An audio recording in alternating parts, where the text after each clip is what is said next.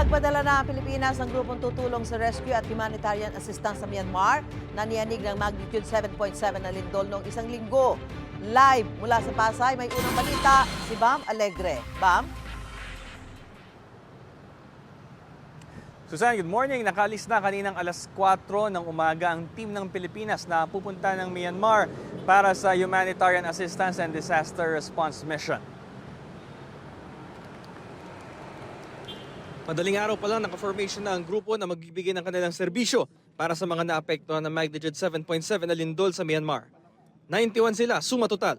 Kabilang dito ang Special Rescue Units ng Philippine Air Force at Armed Forces of the Philippines. May mga kasama rin mula sa Department of Health na may karanasan sa lindol noon sa Turkiye. May mga kawani rin mula sa Metro Manila Development Authority o MMDA, Office of Civil Defense at Bureau of Fire Protection. Pati ang private sector meron din kinatawan ng mga trained personnel na sasama sa humanitarian mission. Humigit kumulang 2 linggo ang itatagal ng grupo sa Myanmar. Unang batch na 58 na katao ang bumiyahe ngayong umaga sakay ang 2 C-130 plane. Bukas naman lilipad ang 33 na kasunod sakay pa rin ng C-130. Bibiyahe sila ng 5 oras papunta sa Thailand para sa gas stop. Saka babiyahe ng 1.5 oras papuntang Myanmar.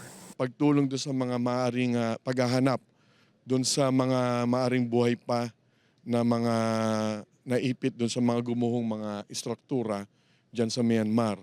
Yan ang importante dahil may panahon pa upang iligtas sila. Ini-inspire ko sila para umalis. Sabi ko, kayo sa Eastern Visayas Medical Center, silang tinamaan ng Typhoon Haiyan.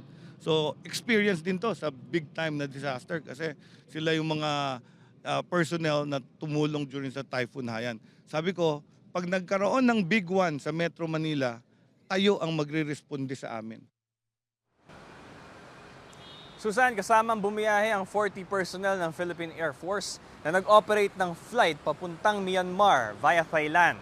Ito ang unang balita mula rito sa Villamor Air Base sa Pasay. Bam Alegre para sa GMA Integrated News. Gusto mo bang mauna sa mga balita?